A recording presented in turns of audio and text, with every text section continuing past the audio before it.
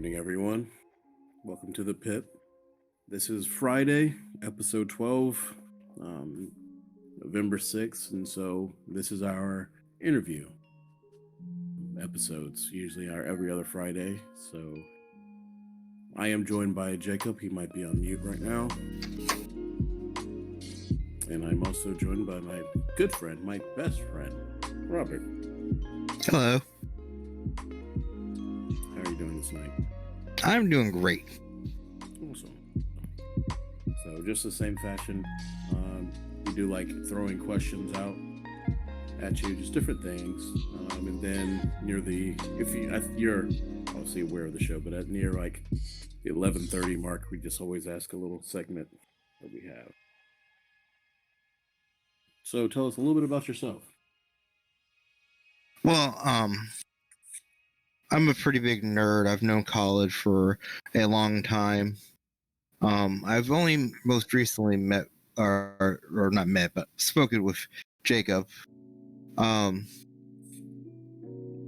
I really like D&D, comic books, Legos is one of my big hobbies. Like I'm super into superhero stuff. Like you can pretty much get me to do like watch or look into anything that has superheroes in it. I remember one of my favorite like things that I've ever done was there was this movie when like superheroes were starting to be big, like Spider-Man had just come out, like the one with Tobey Maguire, and then this movie called Zoom came out with Tim Allen, and it was totally a kids movie, but it had superheroes in it. And I was like, I'm gonna be the oldest guy in the theater watching this that doesn't have a kid. And I watched it in theaters. Like I enjoyed the movie, but I think Tim Allen's a great actor, so I thought it was a really fun movie. But it was a kids movie. I wasn't expecting much out of it. Other than that, I just recently moved away from where I normally lived for a long time to a new town. So I'm just adjusting there. I really haven't been playing much D&D lately, just because of the fact that I just haven't found a group at this point. But I'm getting really into Legos. It's getting kind of a bad habit at this point. Now I saw a book that you might be interested in. I'm see if I can find it. It's like it's more like super detailed, crazy, like what people can do with Legos. Oh, that would be a cool book.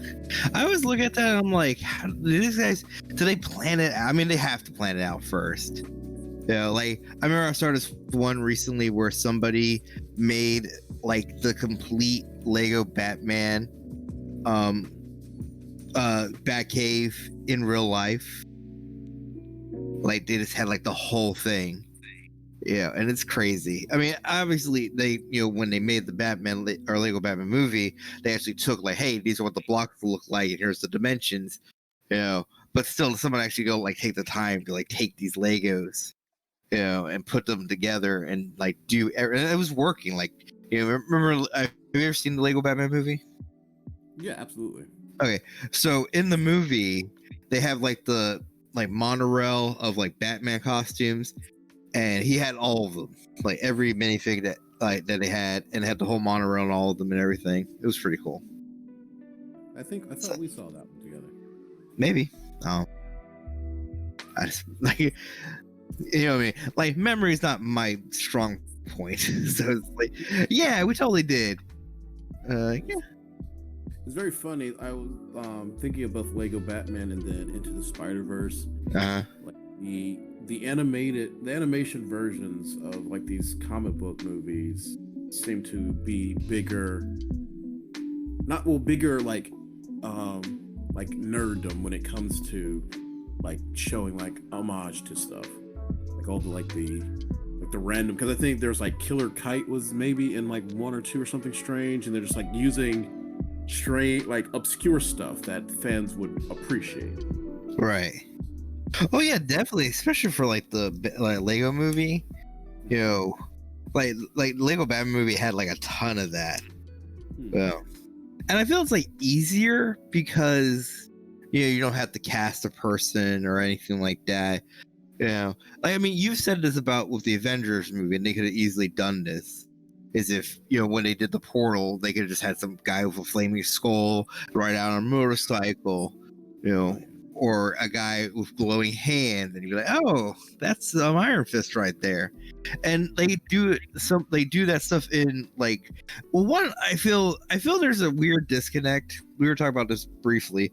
There is a weird disconnect for some things that are like made for fans of the actual properties, and then they put stuff in there for people who it's made, like, most of these are made for general audiences, and then they put stuff in there for fans of the property. Like, perfect examples, I've been watching the Young Justice show on HBO Max.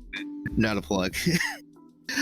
But in it, well, it's not a real spoiler, they have Cyborg in it, and in one of the scenes, I mean, because like the Cyborg from like Teen Titans really wouldn't, like the way the actor and the voice actor sounds and acts, wouldn't really fit with the tone of how Cyborg's storyline is going on in Teen Titan or in the Young Justice. But they still had the voice actor from the Teen Titans cartoon in it as one of his teammates with the booyah and everything. Didn't in Justice League, didn't Cyborg say booyah in the movie? Yeah, I'm pretty sure. I think he probably said it. Yeah, I think he says it in the Justice League, the Zack Snyder one. Yeah. Yeah, like I said, they put like little sprinkles like that. It's like, and those are for like the fan. Because like, so if you never watched the Teen Titans show and you just want Young Justice, you wouldn't have recognized the guy's voice. You would, and like you wouldn't like understand, like, oh, that guy's just really loud and boisterous. And but if, like, everybody's watched Teen Titans, be like, that's Cyborg right there. He said the booyah. Yeah. But like it's like stuff like that, and like I feel the cartoon stuff, they do it way more often, because I feel the cartoons to a certain point, especially like the movies, like the made for like straight to DVD or whatever movies, are better written because DC doesn't really care as much, or like DC or Marvel doesn't care as much about what is done with them. Because if they back off of them. Warner Brothers backs them a lot more, right? Like, I mean, because like, if you think about it, like James Gunn says he has like was it non-blush when it comes to like killing anybody, especially with the new Suicide movie. And I'm like, yeah, sure, I'm pretty sure they would just allow you to kill Harley Quinn. But he says he could if he wanted to. As we all know, that probably won't happen for that one. She still is a moneymaker. Exactly. I mean, like, a lot of people didn't like the movie, but it made money, and definitely good. I mean, that's the interesting thing about making it R-rated, The Birds of Prey, because a large amount of people who would buy like Daddy's Little Monster and Harley Quinn merch were younger girls, like 18 to 12 to about 13, would buy all this like Harley Quinn Suicide Squad stuff. And Birds of Prey, you would think that would have wanted to as well, but who knows on that one? Because what's the rating for Suicide Squad 2? It's probably gonna be R-rated. I mean, I don't think it's rated right now because they're still making the movie, but it's most likely going to be R-rated. I mean, because they got was the original Suicide Squad R-rated? I don't remember. I mean, PG-13. So it might be PG-13, but I feel they're going to go with R-rated. So Hummingbird Kate asks, what superhero would you kill off and why? So which superhero? Well, I mean, I think she's just asking in general. Personally, if I could kill off a superhero, legitimately, like an actual hero that I would want to kill off, that's a good question. Like, I mean, right now I can't really think of any like heroes I can think of. Like, I mean, because I didn't really think about killing out the heroes. Like, there's a few villains I would just be like immediately like done. You know, I mean, What about who? Spider-Man? Spider-Man? I mean, he fills a niche. People like him. I'm personally not the biggest fan of Spider-Man. Just because they keep making him do the whole, oh, I'm such a like sad sack, and it's like it's so relatable. I'm like, relatable to who? I'm not like, I mean, I've been depressed, but like I don't like follow that sad sack mentality. Yeah. What about Wolverine? Wolverine, he's been killed, so he's back though. If I had to kill a superhero, I'd probably kill off Scarlet Witch. Like, I didn't really like her storyline, and because they did the whole no more mutants thing, and they wiped out. They did it. They actually had an exact number, which has been like now like whatever, you know. That number was temporary. You knew it. But then like after everybody found out she still was alive, and then like multiple people were like, oh yeah, we totally knew she was alive, and it's like, and you didn't tell us, and it's all like, well, haven't you like done stuff that you regretted in the past? And I'm like, there's like killing off a handful of people for the greater good, and then there's wiping out billions of people. Yeah, because you had a bad day, you know. Well, Daddy wasn't. And was it in Manifesto's advocate? Mutants only were like what, a few million? Yeah, okay, so not billion, but millions. And like I said, it was down to like 175 at one point. So she killed millions of people, or depowered millions of people. So I would say some of those people, like, they showed there's a bunch of people that died just because they lost their powers at a random time. Yeah, so I know like some of the mutants did go. Yeah. So I mean, I would say she killed off a few hundred, if not million, or a few 100,000, if not millions of mutants. You know, and they're like, "Oh, but haven't you done anything you've regretted?" And I'm like, "Okay, Wolverine, I get it. You know, you've killed people, but you still probably could keep track of it. You know." Thinking of like the topic of like Scarlet Witch, because with Disney Plus, so how do you feel about the WandaVision show coming out? Oh, I mean, I have no problem with the character. That was weird. Phone just getting wrong. Yeah, that's where my phone just turned on. Actually, I have no problem with Scarlet Witch as a character. Like early on in her, like, you know, stuff she's done, you know, before she basically became like super Omega level powered, and when she was basically just, you know, making like, oh, I'm just gonna hex, like, oh, that boulder, I'm gonna hex it, it's gonna fall, you know, when she was just like, you know, like doing little stuff, you know, and even when she got a little bit more powerful, it's just the fact that she's like, oh, she can shape all reality. You know, and it's all like, that's when I was just kind of like, okay, like a little ridiculous. And then, like I said, the whole no more mutants thing, and then everybody's all like, we found her, and she's been through enough. It's like no one did this to her. She did this to you. You know. Yeah, I mean, the good thing is though, like, so my lukewarm feelings about Endgame.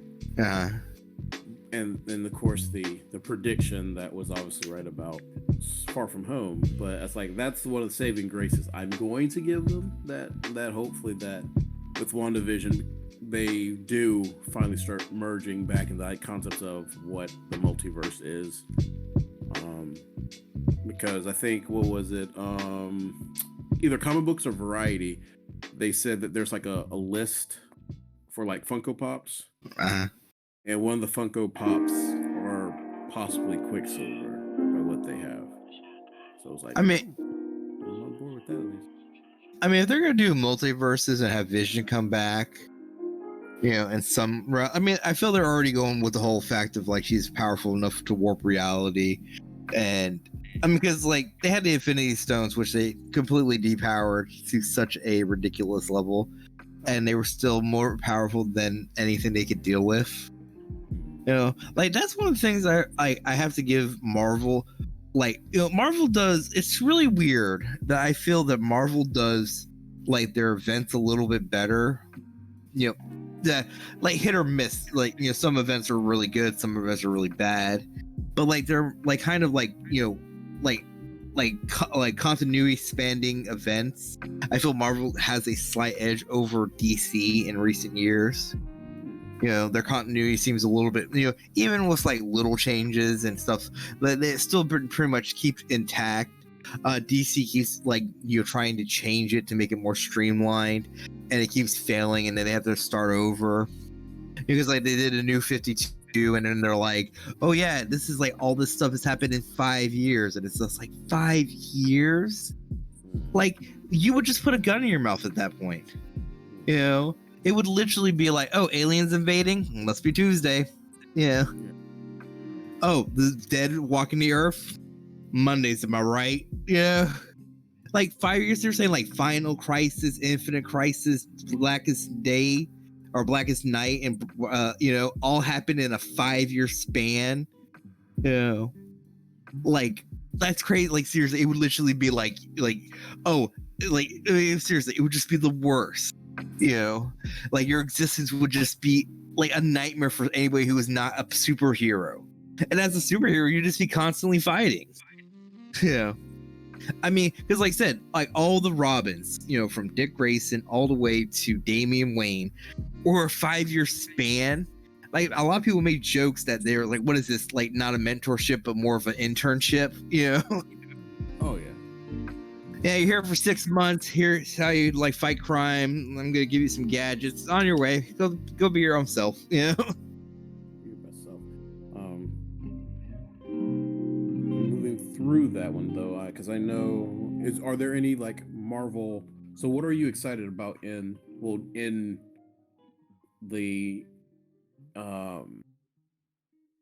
comic books to movie like realm? Because I know like supposedly 2021 and 2022 are just slam packed with like movies from both DC and Marvel. So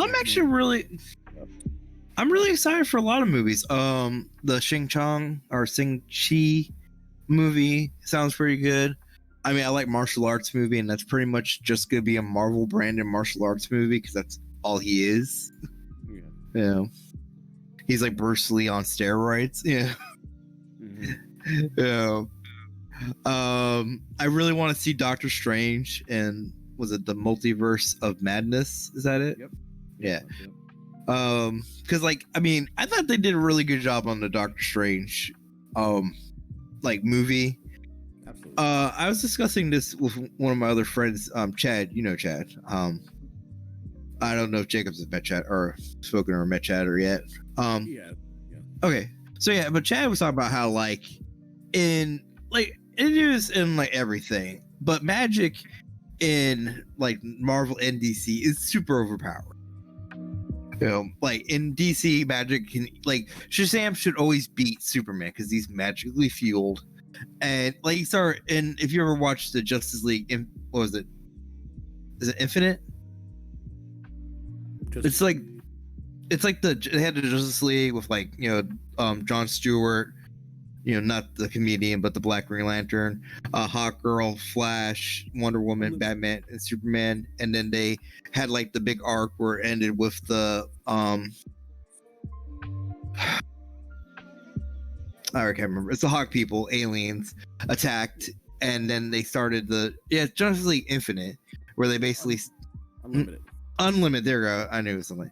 And then they had like all of them, and in that, Luthor was convincing Shazam because, you know, even though he has the wisdom of Solomon, he's still a 13-year-old boy underneath. Mm-hmm. And he convinced, you know, Shazam that he was the good guy and Superman just had an unjust grudge against him. And they got into a fight, and Shazam was beating the crap out of him, and it's only because of his quick thinking and the fact that he is Superman, you know, and he was fast enough that he actually was able to beat Shazam. But if Shazam was just a better fighter and more experienced, he should just beat Superman every time, because like magic is the only thing that can like hurt Superman besides kryptonite. Yeah. And like I said, and even in like the Marvel universe, they make magic like super powerful, you know. And as Chad said, unless like they totally nerf magic, they like Thanos should not like have that big of advantage over the Avengers. But they did. Like they played the jokes or the same things like everybody that dies quotation marks is going to stay dead. It's like, oh, we brought all these characters back. Well, they didn't die, they ceased to exist, and now they exist again. They didn't technically die. And it's all like, yeah, okay. Play your games. But I'm not gonna say Go. like I said, I'm really excited for a lot of the movies. I'm actually like hoping to eventually see the Black Widow's movie, just because I like Taskmaster and I want to see how badly they screw him up. Yeah, Taskmaster is one of my, like, when it comes to my Marvel villains, it's like Taskmaster, Blackheart, Venom, and I had him for a second. Granted, like Venom's become anti-hero, but still as mainstay Venom. So there's one more. So Blackheart, Venom, Taskmaster. I can't think of the other one, but the funny thing is all of them have had now, unfortunately, well, not Taskmaster yet, but all of them other than have had screen debuts, and it's just been oh man, that's so crazy. My mind just literally wiped. I was like, I don't think Blackheart's had one. I was like, oh, he did. That bad Ghost Rider movie. My goodness gracious. Like, and I keep telling people, it's like, do you know the Ghost Rider movie is basically the third act is the same plot as Blade? Yeah. Like, even the same type of villain as well, which maybe they went, hey, let's make it a shared universe by making it the same type of power. I don't know, but yes. Does that mean Wonder Woman is a shared universe with Captain America? Well, no, just because they're not. But yeah. I mean, because they did the same thing where they stole the third act straight from Captain America. Oh, yeah. There's a lot of similarities. Steve gets into a experimental plane to crash it, while the hero with the shield fights their equal. Yeah. So it could easily, because that's like, it's very fun because there's a lot of Thor and a lot of Captain America in the Wonder Woman movie, which I do like. That was like one of my favorite DC movies that came out in that universe. I mean, I really enjoyed the Wonder Woman movie. It's pretty good, except the fact that they were very inconsistent about what can and cannot hurt her. Because remember at the beginning, she got shot, and it was just like, oh, shot, blood. And then later on, it's just like, blades coming at me. So not a scratch on me. Maybe that's how it is. She is invincible to blades, but not to blade. That kind of like Achilles, or was it the boulder effect? Yeah. Like anything this can get kind of right. I kind of wonder. I mean, I understand it would take away from the whole brother dynamic, but like, I actually like Boulder as a character. Yeah. And I'm pretty sure I don't think he even exists currently in like the DC or Marvel universe. I might be wrong, but I'm pretty sure there's a rumor about Boulder being in Love and Thunder. That would be awesome. I would love that. Like purple chainmail and all, I would love it. Just put like I don't get why. I mean, because like for the longest time they weren't doing comic accurate, but like say what you want about like the Blade and the Ghost Rider movies, he looked amazing. Like the Ghost Rider, I thought he looked amazing. Oh, like so, the second. I don't mean to interrupt, but did either of you look at the chat while I was gone? Yeah, we're answering the question. Okay, I was just making sure. Yeah. But yeah, like, so while Ghost Rider 2 was terrible, his design was amazing. Oh yeah, amazing. I loved his design. I mean, to a point where it's just like, can you just take that and then just not Nicolas Cage it? just bring it over to us. Like that's it was almost like think of it like a food server. Don't give me the crazy food server who obviously said something about eating raccoons. Just bring me that delicious looking pasta salad, but no, use the other one. Yeah, that person. Let them bring it over. And that's what I feel like they did. I mean, have you seen his recent trailer for his new movie? No. It's called Jiu-Jitsu. Oh, I saw the behind the scenes, but I have not seen the. It is it is literally Mortal Kombat meets freaking Predator. It is hilarious. I'll have to see it. And that's the thing. Like I give Nicolas Cage like grief about like certain things, but he is a good actor when he's a good actor, if that makes sense. Like when he hones into it, he's phenomenal. Like then but and I have to kind of slap the wrist of the crew of making Into the Spider-Verse. Okay. When they're directing him in the sound booth, they're like, hey Nick, we need you to go full Nicolas Cage. And he's like, I don't know what that means. And like even in interviews, like, they told me to go full Nicolas Cage, I don't know what that means. And so they explained it to him. Now he's aware. He's now aware that this is a thing. And then like because if you watch was it Color Outside of Space, which is a phenomenal movie, like it's finally a good H.P. Lovecraft official movie.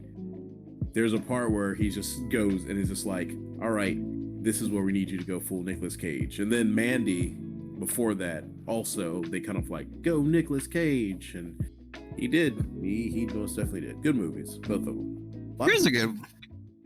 Actually, that's a good question. If you could like recast some of these characters, Hummingbird Kate asked, who would you cast for Ghost Rider? A no name. Me. So an unknown. A no, that would be cool. I think that's because you think about it, like in the beginning.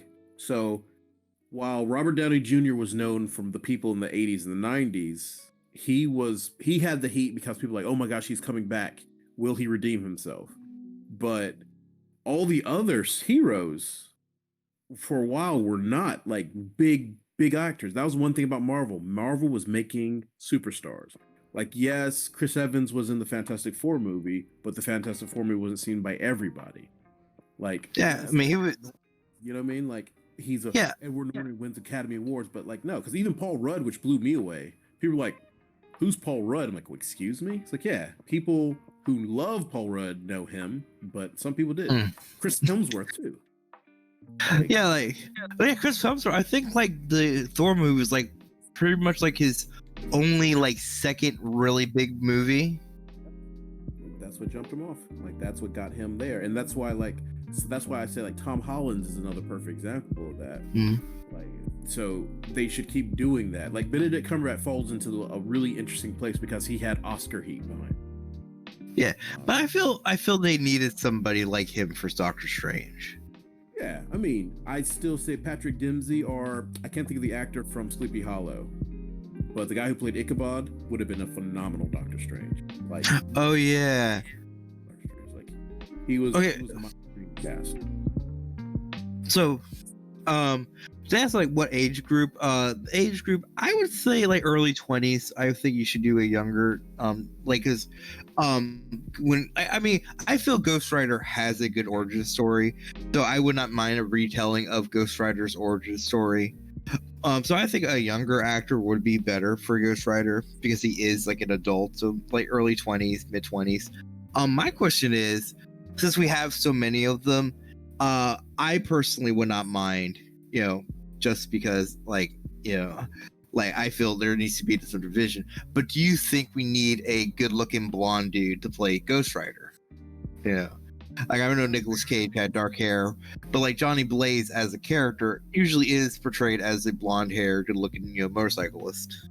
Well, yeah. Well, I mean, like, so during, after the Ghost Rider came out, they did a thing where, when the movie came out, they start bringing back Ghost Rider in these like grittier, darker, supernatural, like the show Supernatural, right? esque comic series. Like a lot of his runs were like the art was phenomenal, but it was all just like dark and just bloody and visceral. Oh yeah, I remember that.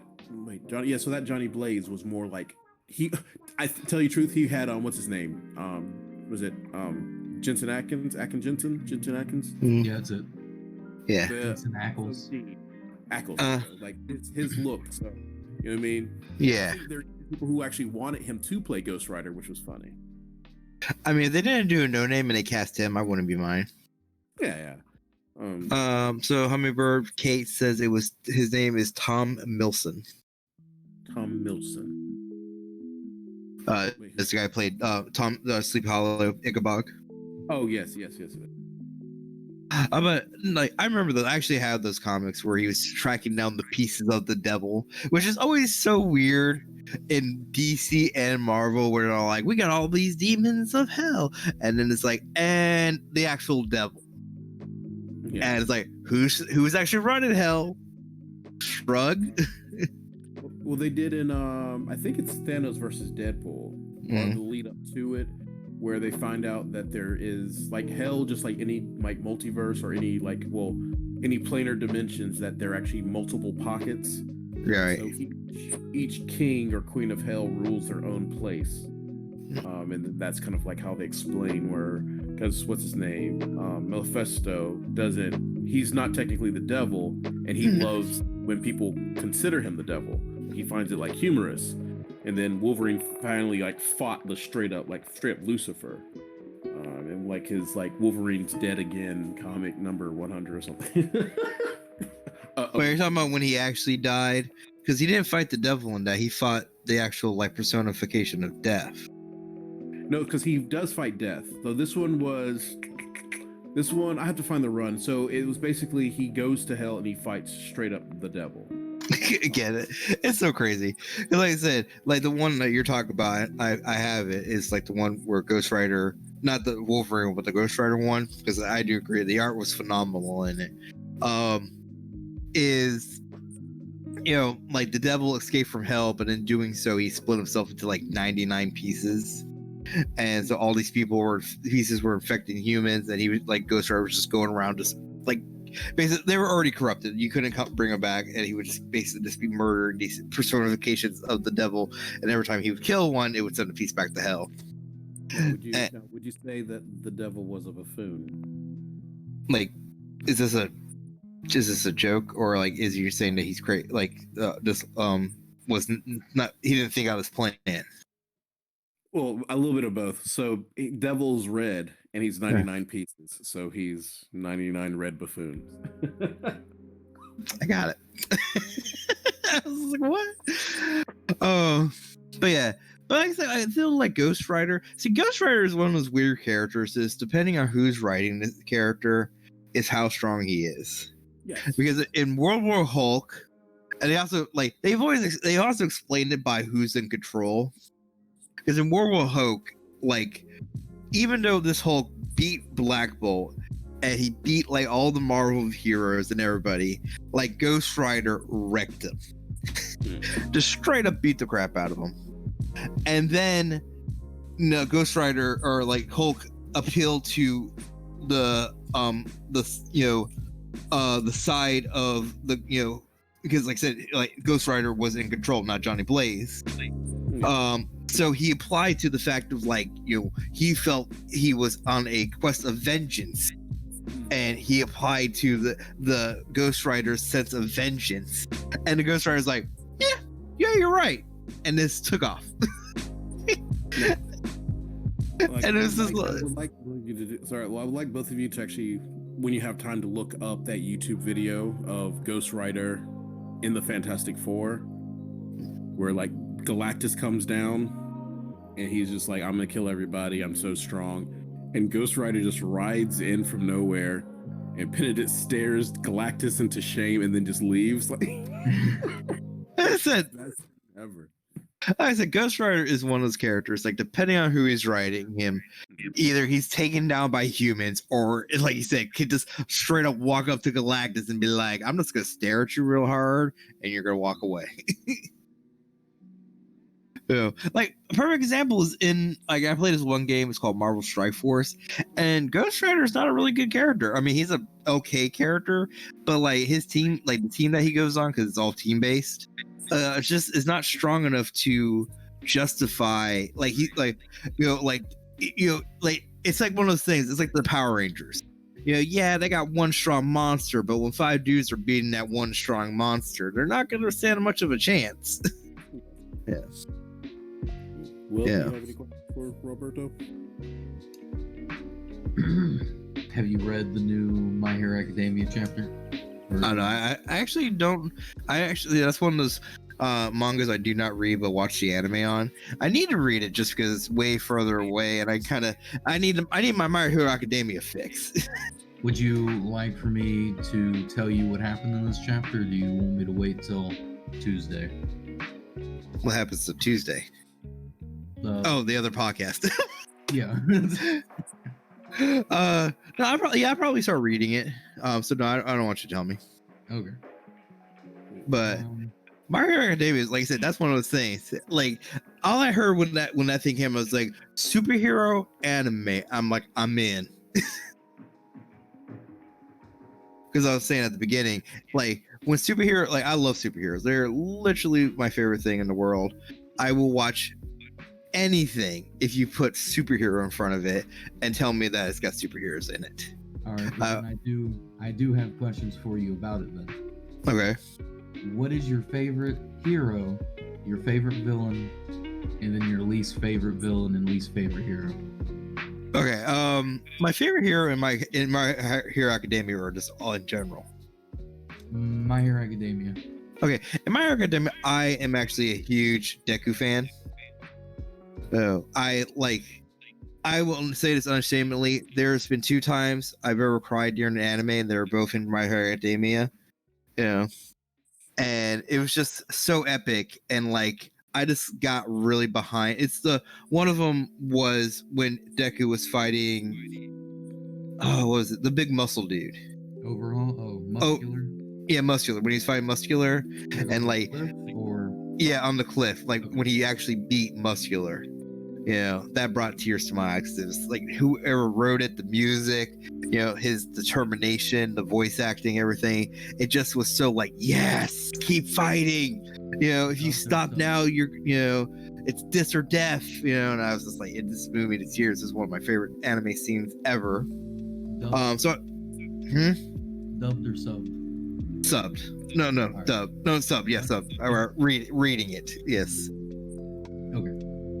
Yeah, I watch like My Hero Academia. Like I said, I watch. That's one of the shows. I watch it when it comes out. It's like, where is it? Give it to me now. But least favorite hero. Like, I'm not really a huge fan of Endeavor. Like, his like hang up is just super weird to me. Like, I mean, I guess he's the number 2 hero. But it's number 1. Yeah, and it's like, but like, it's like, it's like, oh, I gotta be better than All Might, and I'm like, you're like, he's the number 1 hero because people like him, like, and like that's everybody. It's like, hey, why do you like All Might? Oh, it's not because he's super strong or anything. It's because he is a symbol of truth, justice, and happiness and everything, and you're just basically an emo big dude bully, So like, I really don't like, his hang up is like stupid, because it's just like everybody keeps telling him how he'd be number 1 hero, and it's just all like, he's not listening. Yeah. Without telling you what happens in the latest chapter, I will say that Endeavor, they finally revealed something about him that everyone's been guessing for the longest time. Oh, I'm pretty sure, what's his face, Dobby? Yeah. That's his son. Like, yeah, that's not. They revealed that. It's not a reveal. It's like, like a reveal, but to have them actually be like, yes. Yeah. And then they go on like, this was his whole plan. This is what he wanted and why he's like doing this. Yeah. My Hero Academia is one of those weird shows. Like, there's some animes out there where you're watching it, it's like, oh, okay. Oh, wait, they just murder somebody? Wait, what kind of anime am I watching again? And you just gotta... And that's My Hero Academia. Like, sometimes it's just like, hey, here's this hero. Oh, that villain just murdered that hero. They are dead. Well, because what was it? The sand guy? I can't remember if that was from the movie. No, that was from the show. It's from the show. They had him fighting the sand dude in the show, and they straight up murdered him. And I'm like, oh, okay. I didn't know. Except, was it? Overhaul, right? Is the bad guy that with the mask. Yeah. Like, if you see him fight like Deku, he never touches himself to transform. You know, and then they like say, "Oh, they cut off his arm, so now he cannot use his powers." I'm like, but he just uses powers a bunch with never touching himself. So when did it become he has to touch somebody? Yeah. And I was just like, yeah, I feel like they, you know, it's really weird because like they do this in like some things. Like for example, is they said they were explaining a plot hole that wasn't a plot hole from Thor, or not Thor, but Captain America in the Avengers Endgame. You know, and it's like, oh, it's not really a plot hole. You know, you don't have to explain it. You know, and like I said, they put stuff in there that's cool at the time, but it could be plot holes if you think about it. Like I said, he never touches himself. He just keeps transforming and transforming, you know, to be bigger and bigger. You know, and you never see him like touch himself or anything like that. And then, oh, he kind of understands, can't use his powers anymore. I'm like, okay. But anyway, so at least for the most part, I think when he was transforming, it wasn't that he needed to touch himself. He would go and touch other people's like bodies and combine it with himself. Oh yeah, but I'm saying when he was already transformed and he was that big creature, you know. I know what you mean.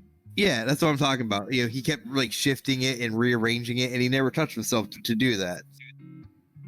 You could go with the argument that he was just in constant flux at that point, maybe, but still, it's just like, I mean, it just seemed kind of silly. But anyway, least favorite hero argument. Huh? Going plus ultra. Yeah, my least favorite villain is the main bad guy, not like All For One, or was it? Shigaraki. Is it all? Yeah, Shigaraki. Like he just seems like such a whiny brat. Yeah. Like, I don't like things. I'm just gonna touch them and they're decay, and it's like whatever. Yeah. He is pretty whiny. I will give him that. Yeah. In the manga, he's not as whiny later on, but right now he's very whiny. Oh yeah, I mean a lot of stuff like, you know, I mean, they are children, and that's one of the, you know, they do try to, like, I feel My Hero Academia does do that better, explaining as the fact of like they are children, and while they are strong, they've straight up shown that the pro heroes are still way stronger than they are. Yeah. I'm pretty sure the guy who wrote My Hero tried to do basically the same concept but like adults. It didn't work, and that's why My Hero was made. Because it was more entertaining to have them be kids in a school than like just already adults and everything. Well, I mean, like I said, one other thing is like the fact that like a lot of animes like shows like they have children in it. My perfect example is I just had it in my head, Naruto. Yeah. You know, Naruto, they have all these kids, and Naruto eventually, I mean, I get he because of Hokage, but like two of the most powerful ninjas are like young kids. You know, and then they should, and like all the adults are pretty much like, why are you even here, man? You know. But like My Hero Academia does a really good job of going like, yeah, these guys are strong, but they're still developing. They could be stronger. And here's an actual hero who's fully developed, and look how strong he is. Yeah. Like perfect example is the fight with Red Riot and something Gum. I think it's just Gum or something. Yeah, but you know what I'm talking about. The big fat guy who can absorb. The guy that absorbs attacks and then releases them, and then when he does, he gets skinny. He got skinny and jacked. He just walked down and be like, hey, ladies. And everyone's all like, whoa, my clothes weren't damaged before. Yeah. Big Bertha meets the Blob. Yeah, pretty much. Bishop. Oh, it's Fat Gum. I'm pretty Fat Gum, yeah. But yeah, like that was a really cool fight. But the fact that Red Riot got taken out like immediately, you know, as strong as he is right now, just immediately just was like, I got hit like twice and I'm done. And like Fat Gum just fought the whole time. And yeah, Red Riot helped at the end, but that was like 90% Fat Gum. Yeah. Yeah. And like if Red Riot had been alone, he just would have died. It just been done. Like, oh, we just killed a child today. Basically. Yeah. But so yeah, least favorite villain. Favorite villain I would say is, I know what happens to him, But Double, I always thought was pretty cool. Like his weird personality tricks, or ticks, Double or can also make clones of other people, right? right, yeah. Have you noticed that whenever Davi is shown using his quirk, it's a double for the most part? Right. It's never like fully. Like, there's only been like maybe like 2 times Davi himself has used his quirk, and Double's not made a clone of him. Like even in the movie, Right. like in the chase scene when they're in the cars, it's clones of them. And I Right. think that's the show, like how Davi doesn't really use his quirk because it breaks his body down. Oh yeah, I mean, because he's got all messed up. Yeah. But yeah, I like Double. I like the weird chick, just because it's like her. Like I mean, she's a villain. You know she's a villain. And like, there's not really sympathy. That's another thing I feel they did right. Is at the end of the day, unless you're a weirdo that's like Harley Quinn and a Joker are the best relationship ever type crazies, you do realize that these people at the end of the day are bad guys. Bleach had that weird thing where they were like, hey, let's do these weird funny segments at the end of the show where you kind of like get to like the villain, and like I said, I don't really think you should just like constantly let's hate the villains, but I like feel that it should be firmly established that they are villains, they are the bad guys. It's not it's not this whole like, yeah, but they got a message, and it's just like, yeah, the message is they're bad guys and they want to kill or rob a bunch of people. Yeah. Was it? They did that. A lot of people were saying that with Black Panther. Yeah. And it's like, yeah, he had a good message, but it involved a lot of people dying. Yeah. So what kind of like do you like superhero stuff, Jacob? I don't necessarily like heroes a lot. I like the villains. I really enjoy the villains more than the heroes. But I recently, I like Arrow. I recently started watching The Punisher. I like The Punisher. That's a pretty good one. Flash is kind of like, I like him, but he's as lighthearted as I would go for a hero. Does that make sense? Yeah, I get what you're saying. So, man, if you ever want to get into comic books, one of my favorite comic books of all time is called Identity Crisis. It is by far one of the most well-written comics I've ever read. And it is one of the ones that I read like on a regular basis. I will just reread it again. And it's not some like intergalactical, like the fate of the universe is in flux or anything like that. It is very much a like something bad happened. They're trying to figure out why it happened, who did it, and all that stuff. And when you find out, it's like a gobsmack. Yeah. And it's like, it's one of my favorite ones. It makes me so mad because it centers around Elongated Man, and like in the Flash series, eventually they do introduce Elongated Man, but now he's gone because the actor apparently was a jerk. So one of my favorite comic book characters is no longer going to be portrayed on TV anymore. That's the good thing about that actor, though, and they've already established is that he could change his appearance. I would love it, but they've already proven that they don't got balls for that. Oh, I'm sorry. I do apologize. Oh. Yeah. But they don't have the willpower to do it. The wherewithal. Yeah. Because if they had it, they would have done that with with Batwoman. Yeah. No, yeah. Is it still CW? Is Batwoman on CW? Yeah, it's still CW. It's the same showrunners and everything. It's the same show. It's going to continue right where season 1 left off. Oh no, I'm saying it's the same showrunner for Flash that is Batwoman. I don't know if it's the same showrunner as Flash, but it's like it's in the same universe. It is the Arrowverse version of Batwoman. Yeah. Maybe. So hold on, hope. No, they've already established she's going to be a completely new character. No, I'm talking about Elongated Man. Oh yeah. Yeah. I would love it, you know, just because I love the Elongated Man.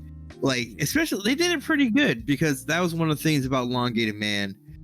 Like, even they say in Identity Crisis is, you know, they're like, aren't you just like Plastic Man? And he's like, no, Plastic Man's all about jokes. You know, you think Batman's the world's greatest detective? Yeah. And he, you know, established himself as a really good detective. And in the Flash show, they actually do establish, Ralph Dibny as a great detective.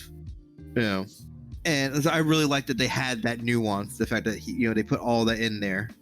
Yeah. And so I said, I mean, I'm hoping. I mean, it would be great if they do it, but like I said, if they were gonna do something like that, they should have done it with Batwoman.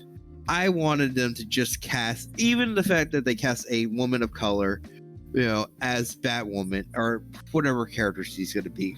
I mean, she's probably still gonna be called Batwoman. Yeah. Yeah. But she's like some, like, I don't know her actual character's name, but I wanted her to be Kate. What is it? Is it Bit? No, it's not Bishop. That's a Hawkeye.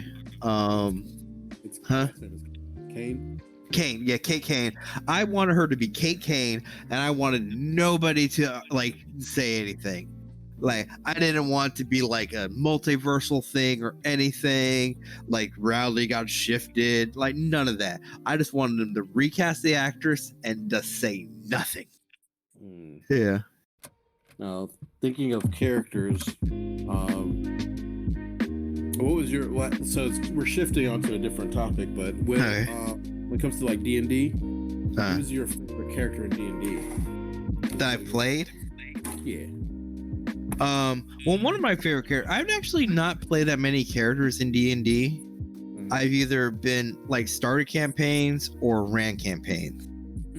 You know, so pretty much the only character that I've actually have many fond memories in specifically D&D is my main character, which is named after my, part of my, nickname is Briar Blackthorn, the ranger that I played with you all those years ago. Yeah. Yeah, it's pretty much the only like real like consistent character that I've ever really had a connection with D&D. Like an actual playing D&D. I've had a few other characters, but I never played them long. Either like, other stuff happened. Like the only one I can think of right off the top of my head that actually has a name was I had a tiefling cleric named Chance, who worshipped the goddess of luck. And the reason why he's named Chance was specifically the fact that tieflings, if you read the actual like manual, take their names based off personality traits. And since he was a cleric that worshipped the goddess of luck, he named himself Chance.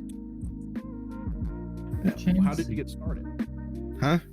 Like, how did you get started in D&D? Like, where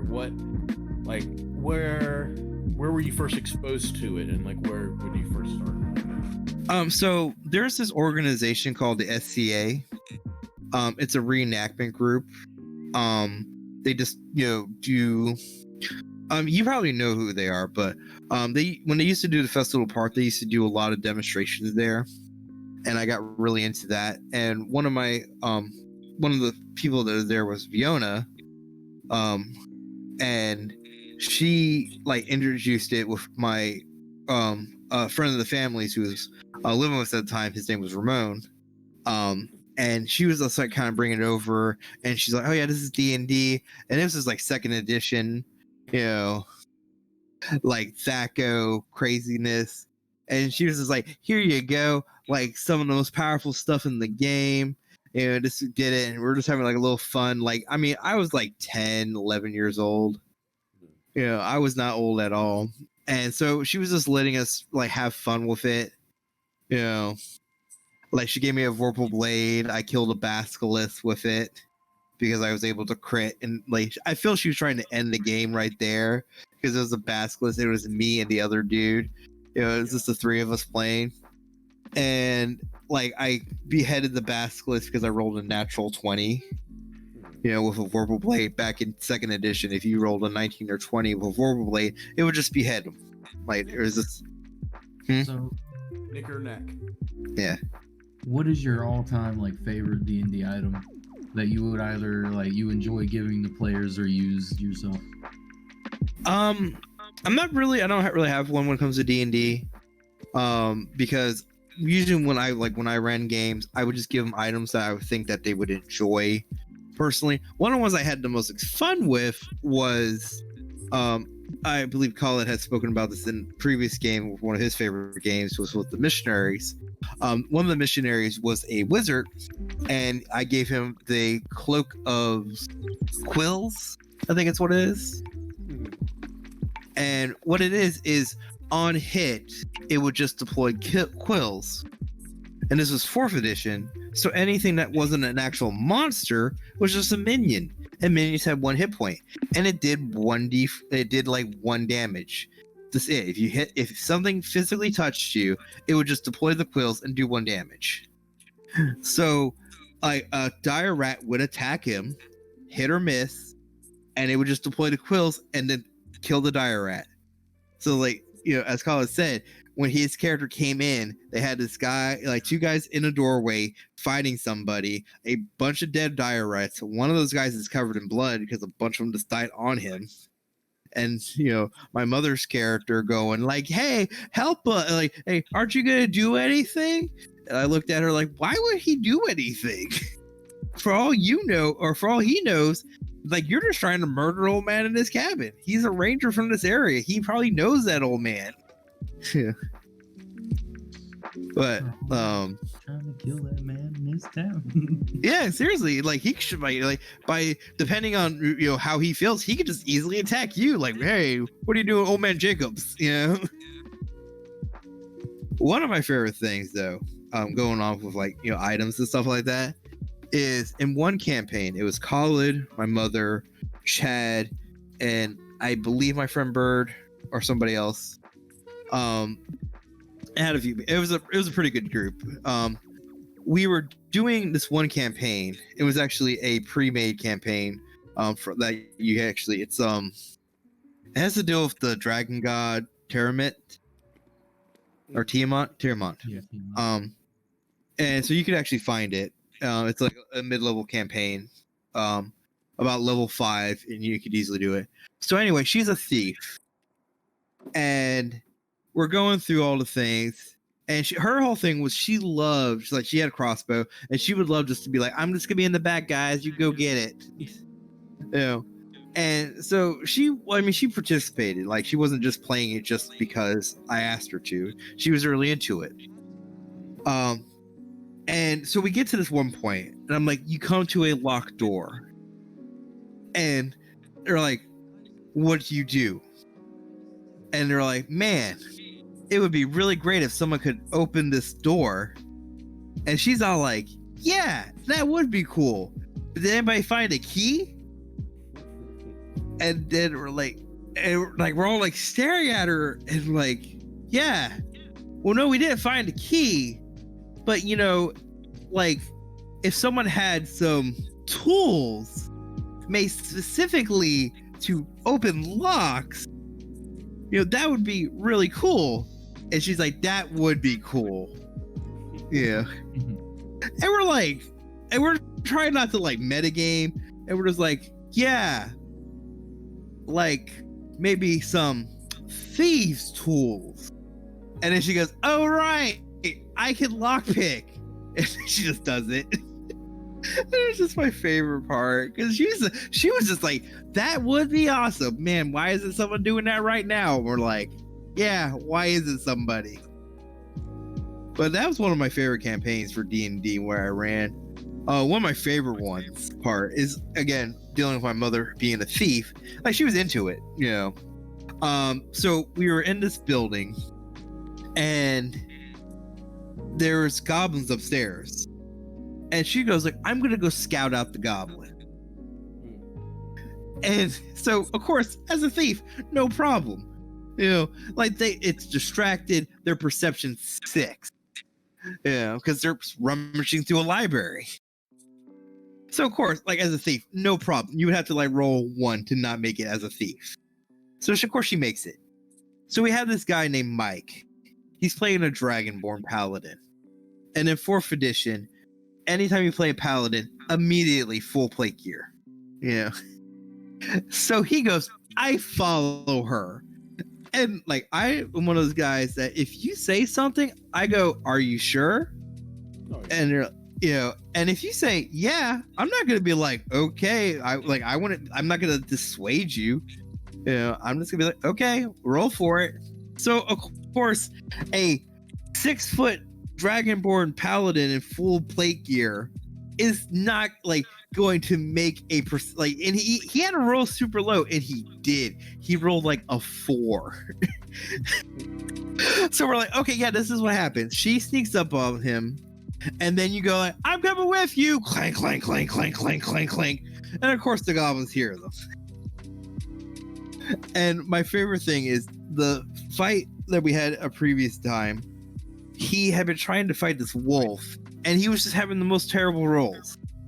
Just couldn't hit it for the life of him.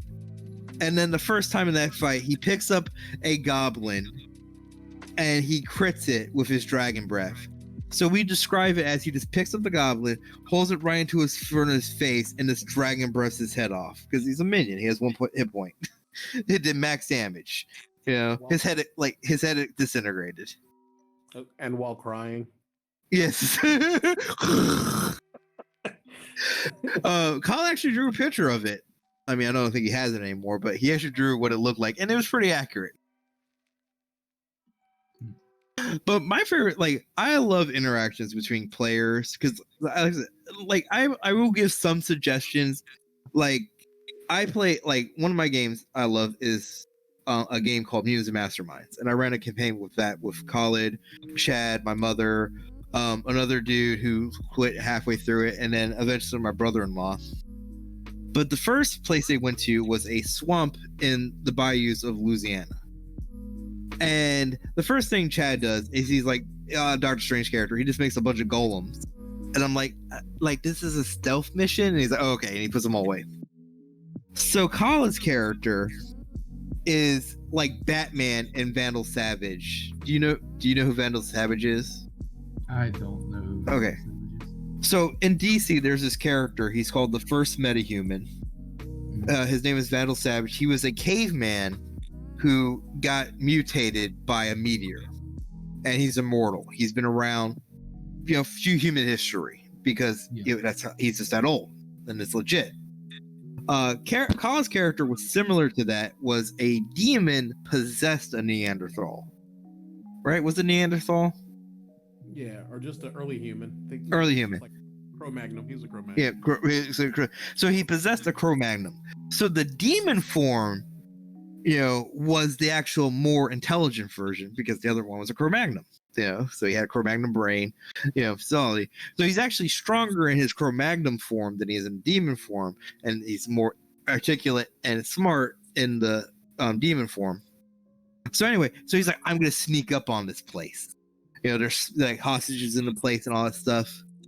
So I'm just gonna sneak out, take a look. All right, and then my mom goes, I'm just gonna blast a hole in this wall with my powers. And then we go, which wall?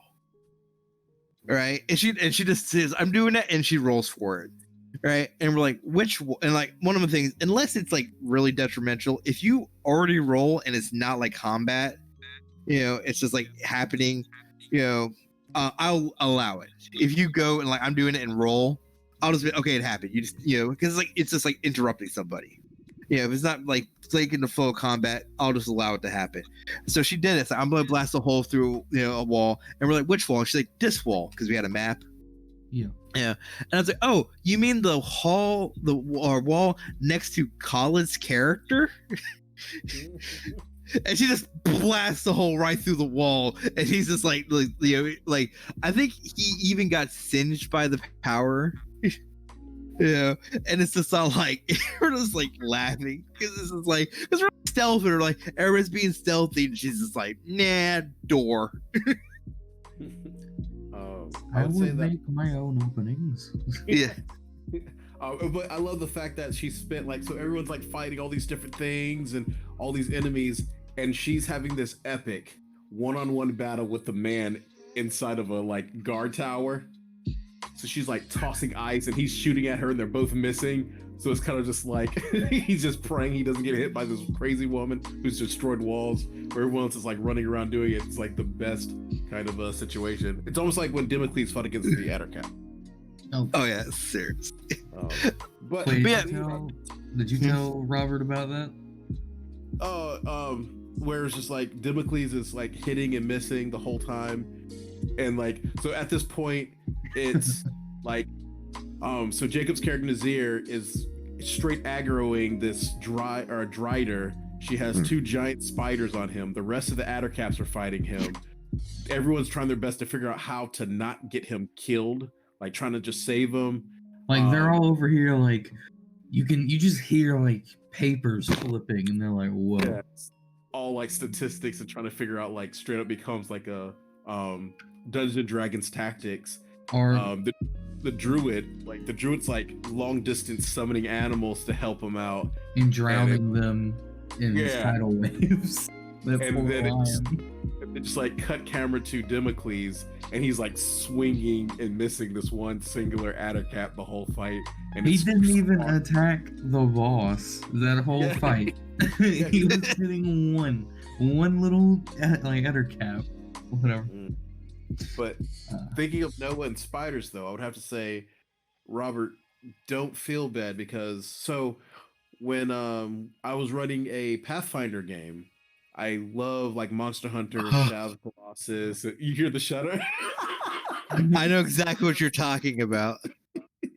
So I was running this like Monster Hunter-esque game, and so it's basically just world spanning. They go different things. They fight monsters.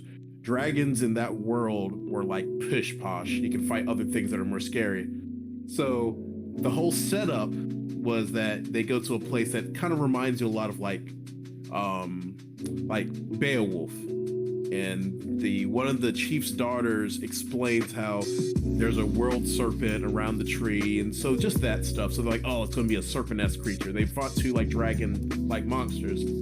So then the whole like meat hall kind of situation, this lumbering bipod comes and grabs one of the Viking barbarians and drags him off into the cold darkness. So the team now has to go and get this guy back and track it to its lair. So they finally find the lair, and I explained that this thing is like giant. You can't see its eyes, just shaggy mane, these beautiful crystalline tusks, this big bulbous belly, and it's just kind of like hanging this man up by stranded ropes. So it's like, okay, well, wait. So when this thing finally gets into its hearth where its fire is, it's now getting warm, so it doesn't need to be constricted. So that big bulbous belly flips down and becomes the abdomen of a giant spider thing as he detaches and resets his arms to be this huge ice spider. And I was like, I'm out.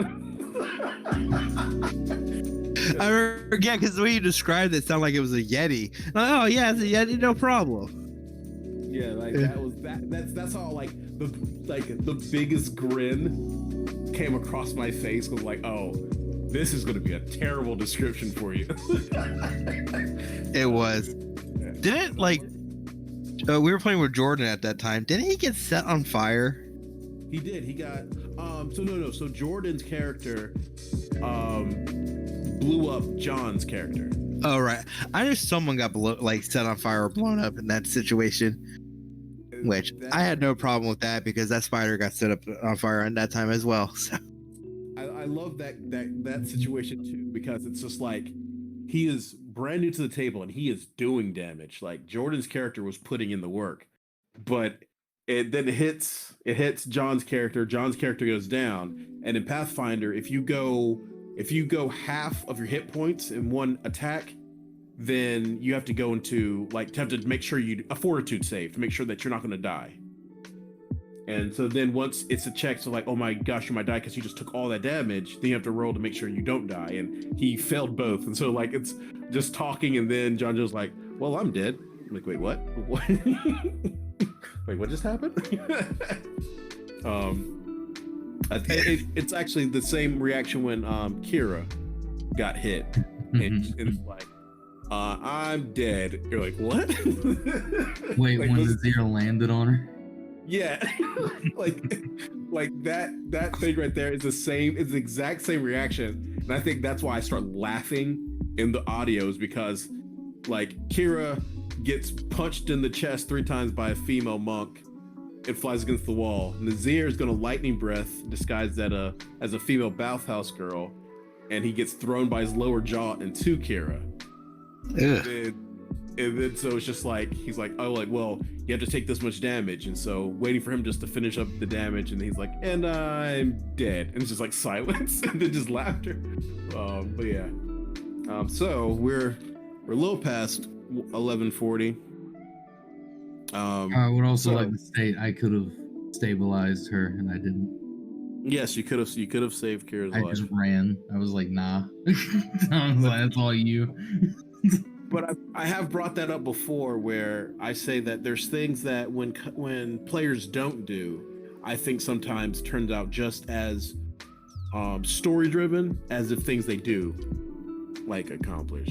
So, I feel like Nazir in that moment, while he wasn't gonna die there that charade, he had things to do. like get blown up. Yes, he also got blown up shortly after that. So it being 11:41, Robert, we're gonna do the segment of what are you watching, playing, reading, and listening to. All right. Well, I'm watching the Young Justice show. Like I said, I spoke about that earlier. I'm trying to watch the Titans show. Everybody keeps saying it gets better at season 2. I'm kind of waiting for that to happen. I'm reading a bunch of different mangas. Like one of my favorite ones right now is there's an anime of it recently. I can't remember the name off the top of my head. It's about this boy who gets adopted by a demon to be his grandson because like his parents just sell him off. And the demon's like just super nice to him and like just gives him everything. And at first he's just trying not to stick out, but then later on he's just like, yeah, like I'm actually good, trying to do stuff and try to rank up and be good, and like it's one of those like slice of life coming of age ones that it's like and they tell it in a nice progression, they really get some more confident, they starts to it's like the demon just didn't buy him randomly. It's like it's one of those like kind of like nudge wink wink, he saw something in him type things. But I play League of Legends and World of Warcraft like all the time. That's pretty much what I play. Like I was actually playing League of Legends before we started this, and I will most likely play World of Warcraft after we end this. Playing Magic: The Gathering Arena. Yes, I like Magic. Yes, oh yeah, that's. I'm a huge Magic fan. As much as Papa Hasbro keeps messing with the game, a lot of people blame Wizards for that, and I'm like, it's not their fault. I mean, I know they have some say in it, but they're a division of Hasbro, and if Hasbro's like make more money, they're not going to go like, well, it could hurt the the feelings of the community. It's like, no, they're going to be like, okay, how are we going to make more money for Papa Hasbro? Yeah. So Magic. But yeah, I love Magic: The Gathering. It's one of my favorite games. I've owned a bunch of cards. I will own more cards in the future once I actually start playing paper Magic again. So many cards I find them randomly. I'm like, Robert. Exactly. I've been trying to be better about that. It's pretty much the only reason I'm being better about it is I haven't played paper Magic in months. Because of a certain situation that's ongoing. How do you feel about the crossovers, the Theros and the Ravnica D&D like plays? Oh, that is amazing. Like I said, there's like a lot of people try to give Wizard of the Coast flack for stuff. But I'm not one of those guys. I'm not a hater.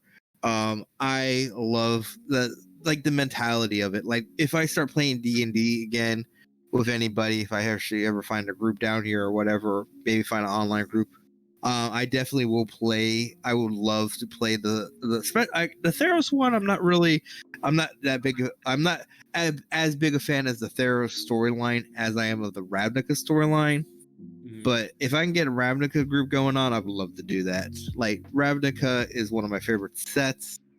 Like the like the lore around the guild and everything.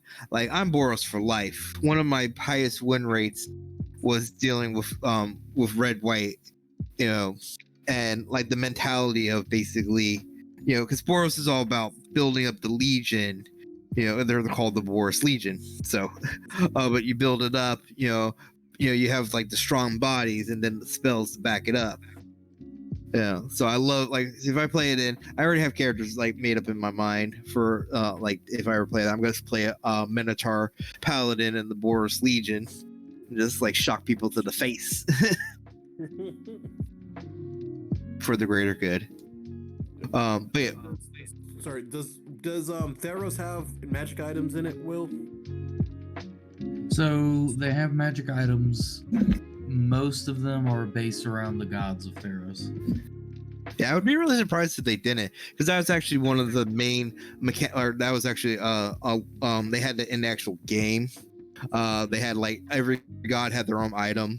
The most popular one, and then the whip of the whip of Erebos was the most popular one in the actual game. I've seen that, I think.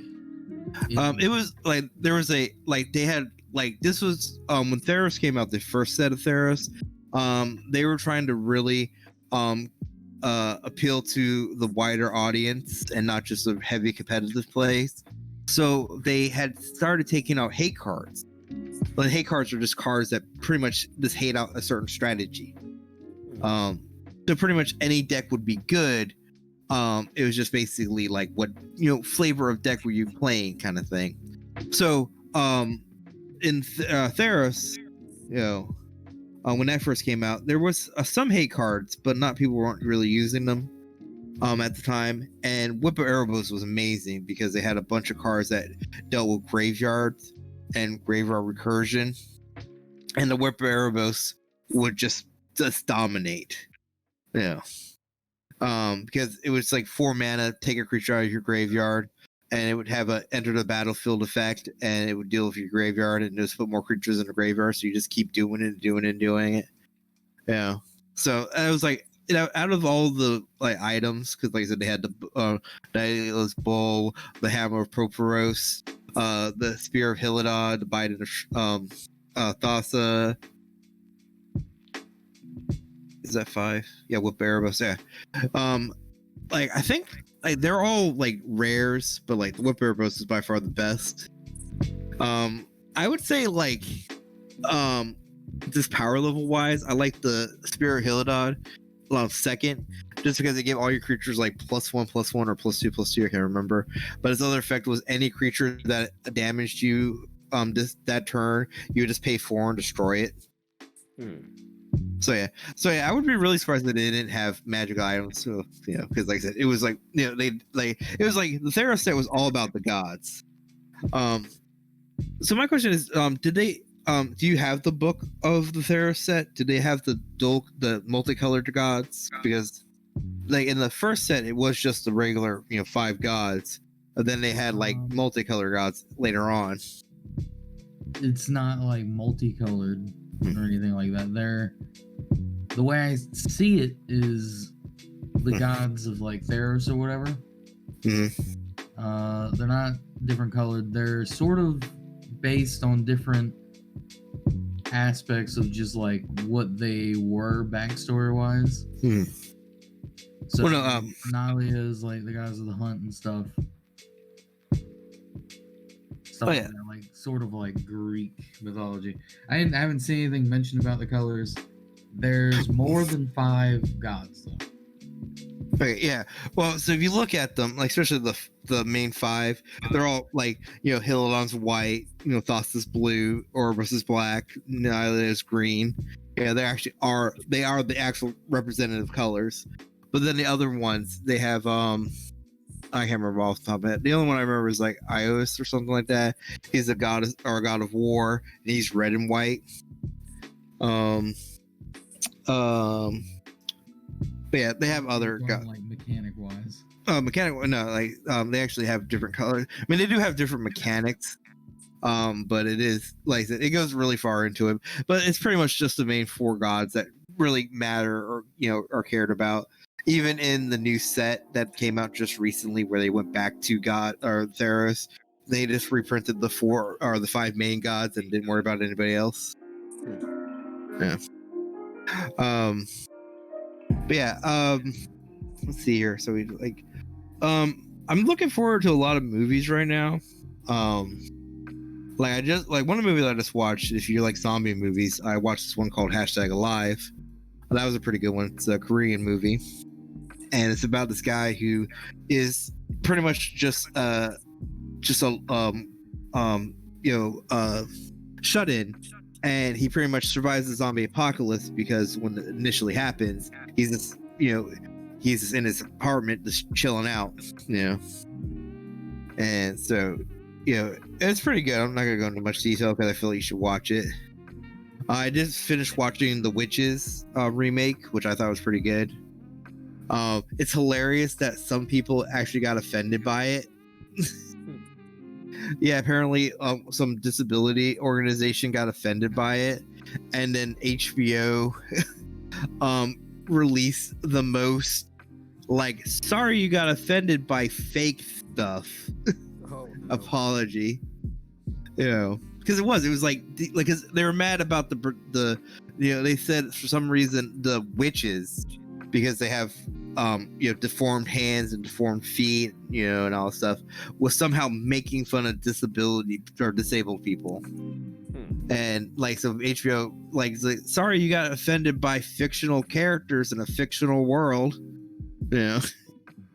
that are not real and actually established as not human with disabilities, but witches, demons, and it was very much just sorry you got offended by fake stuff. And I was just like, okay, cool. And I said, I mean, I could get it if they were actually saying saying something about it, but there was no commentary. I watched the whole movie. They're not saying anything against, because they're not saying that I don't even think they call them deformed. It's this is just what they look like, this is, so technically they're not making fun of disabled people because they're not saying the witches are disabled. Far from it. The one witch, that's one of the things. Yeah, it definitely was scarier than one when I watched as a child. Seriously, I recently had my nieces and nephew over for Halloween, and it's and I'm if they were maybe a year or so older, I probably would have let them watch it, but I was just like, your oldest could have watched it though. Yeah, my oldest could have watched it. Well, she's 16. I mean, it's if you just show it to them, the other one's gonna be like, why can't we watch it? Exactly. I didn't want to go into that. And we were trying to watch movies that everybody could watch, while they're awake. Yeah. But see, that was a funny thing because right after they settled that, I was playing scary stories you tell in the dark, and the 2 youngest nieces were just huddled around me listening intently to this creepy story. I'm like, is this too scary for them? Nah, they're good. So were they actually showing it though? No, yes, they were showing the toe. So they show that weird art, that beautiful ink art that I forget the artist's name. So when I was a kid, it creeped me out. So it was showing that, and it would get closer and just weirder, and they're just still staring intently at it. So they're weird. I love my I love my nieces. I definitely do. But when we were trick-or-treating, they had a guy dressed like Pennywise, really not a crappy Pennywise costume, but a really it did it, kind of thing. And so my one niece was crying, and then the lady goes, I got candy, and she's like, candy?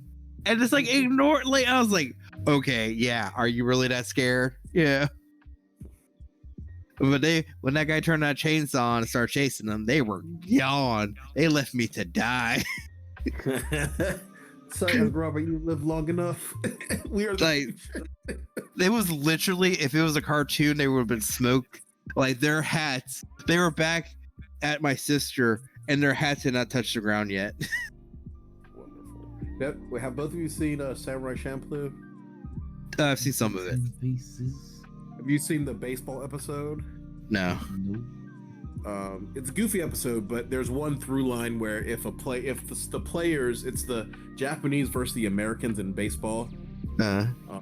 It's a goofy episode, but it's really funny. But one of the through lines or the repeating gags is if someone gets hurt, it immediately turns gray and has a chime, and as if they died.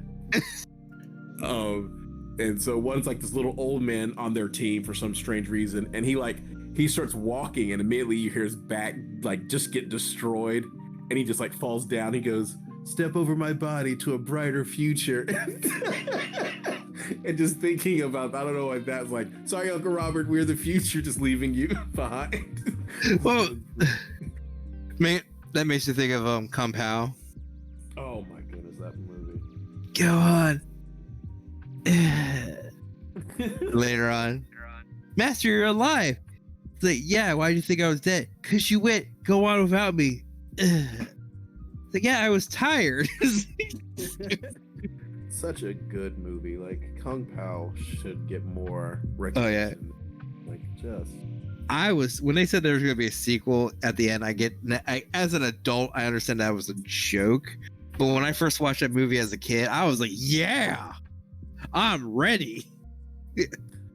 That was one of the only times like I would have to like beg my boss at the time to not talk. Like, just we'll say one thing or we just go and it'll be over, and then we just start memeing like Kung Pao and just referencing the whole time. It's like, if we do this, I'm gonna do this the whole time, and I cannot. I want to be productive and not laughing like an idiot because of this dumb movie. And then I'll walk to go do a task, and then you hear her across the whole room go. Start it off. Great movie. Have you ever seen Kung Pao, Will? I have not. Oh my god. You're gonna get forced to watch that one day. No. Serious. What? No, it's amazing. Do you not like martial arts movies? No. I don't know. I've seen Rush Hour, I've seen The Karate Kid. Oh my god. Well, think of this as like a Fist of the North Star movie watching. You just don't know you've already watched this movie yet. Hummingbird Cape proud the fact that most recently, a few months ago, my nieces came down for their birthday just to hang out and everything. And I took them. They have an actual trampoline park in Jackson, where I live. Yeah, and the wink wink place. It's Jack something. Anyway, where I live, and I tried to crawl into a ball pit, or it was foam square pit, and it was deeper than I thought it was, and I'm a fat man. And I sank to the bottom of that thing, and I almost died that day. I love this story because it's like I was in the car when you called Colin to tell him about this story. Yes, it took so much energy to drag myself out of that ball pit, and I'm like, this is what quicksand's like. If this didn't have a bottom, I would just be dead. I would be under the quicksand and die. And my nieces did not try to help me, and they did not want to wait and see if I was out of the ball pit before they left. And it took forever. Like those teenagers you saw just came over and just like long live the king pushed you back. Oh my god. Oh, like you tried your best, you're clawing like was it 120 hours whatever, the movie with like the guy stuck, so you're just like a harrowing situation. You finally get up to the top, you're like, oh my gosh, and then they just walk, hey, you all right? Long live the king. I would have cursed them out so much, and I did. When I got to the edge, when I finally got to the edge, I just weld rolled myself out of that ball pit. I was just all like I just rolled out of it like just a well beaching itself. And I laid there for a few seconds too. Like, I mean, I didn't lay there for long because I didn't want to think this guy was having a heart attack around children. What if that just triggered that where someone's like, yeah, I did some environmental work and I pushed some like orcas back into the ocean. So when you did that, they're like, I'm helping, be free. Whoosh. Oh, It would have. That's exactly what it would have been. Because especially if I had gone on my back first, I would have been under those. They just had to, it would have been the worst. You go back in, and they're like, "Robert, we're gonna go get some food from whatever place," and all you can do is give them the Terminator 2 thumbs up as you see. Yes. And the worst part is like they had like special socks that you can get there. They had like the rubbery bottom, so you have traction. But they want you to wear socks. I mean, you can wear your own socks if you have socks, but I was just going through the whole thing, so I was just like, I got the socks. They were cool socks. They're really comfortable, and there was literally suction that I was losing the socks, so I would be like crawling, just moving through this mush, and then I have to stop and reach down as far as I could and just start pulling my sock back up and start again. And when I stopped to do that, I would slowly start sinking. It was such an experience. All right, well, it is 12:01. It is 12:01. Was there any questions or anything from the chat? I'd still like to answer them before we sign off. Hummingbird K. Well, not really questions. Looking back, just talking with the group. Yeah. Awesome. Okay.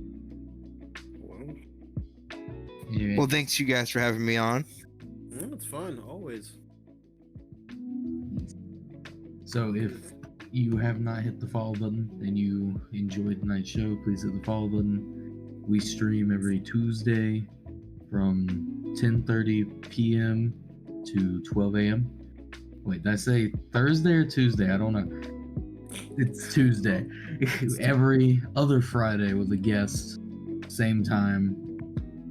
We have a Facebook, just the PiP Podcast, where we post our videos. We also post them on YouTube, the PiP Podcast as well, and Oni Central. So yeah. And in the next few weeks, stay tuned for a Tasha's Cauldron episode. Absolutely. I'm excited for it. Is there anything you two would like to add? Have a good evening. Now, folks, take care.